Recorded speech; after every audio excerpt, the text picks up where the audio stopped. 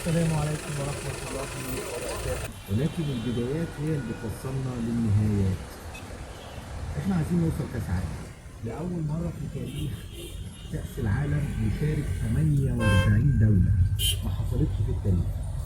كنا بدأنا كأس العالم من زمان من بعد 8 دول، ثم ال 12 وال 16 وال 24 وال 32، ولكن لم يحدث ان 48 منتخب موجود في كأس العالم القادمة في أمريكا والمكسيك وكندا. 48 منتخب نصيب القارة الحمراء أفريقيا من دولة، ما حصلتش في التاريخ. كنا بدأنا كأس العالم من زمان من بعد 8 دول، ثم ال 12 وال 16 وال 24 وال 32، ولكن لم يحدث ان 48 منتخب موجود في كأس العالم القادمة في أمريكا والمكسيك وكندا. 48 منتخب نصيب القارة الحمراء أفريقيا من دولة، ما حصلتش في التاريخ.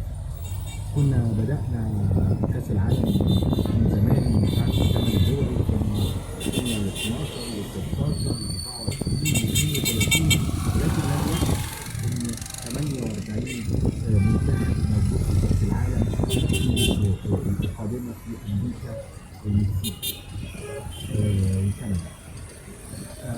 48 منتخب نصيب القارة الحمراء أفريقيا، ما حصلتش في التاريخ.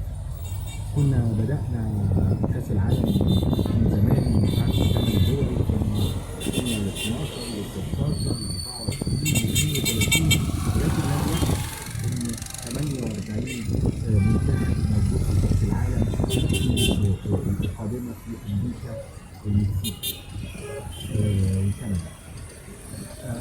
48 منتخب نصيب القارة الحمراء أفريقيا.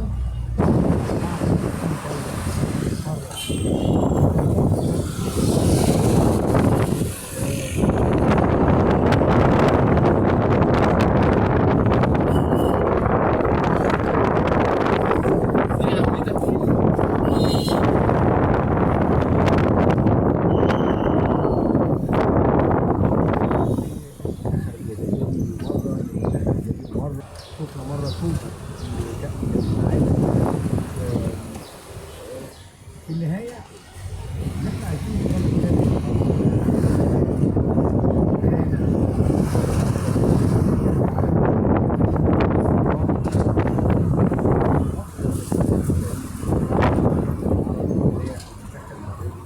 كأس العالم الأخيرة في قطر هو المركز الرابع على مستوى العالم، وكانت طفرة ما بعدها طفرة يعني.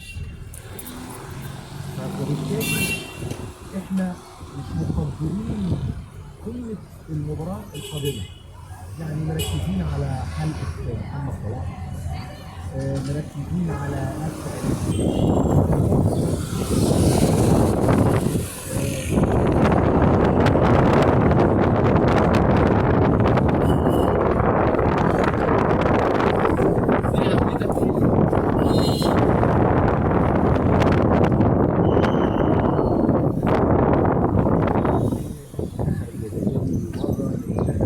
شفنا مرة شوط كأس العالم.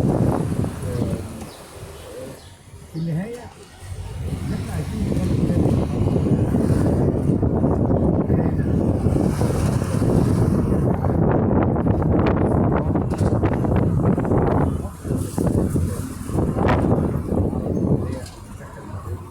كأس العالم الأخيرة في قطر هو المركز الرابع على مستوى العالم، وكانت طفرة ما بعدها طفرة يعني. فبالتالي احنا مش مقدرين قيمة المباراة القادمة، يعني مركزين على حلقة محمد صلاح، مركزين على برامج تلفزيون، مركزين ان الماتش اللي جاي ده طيب خلاص.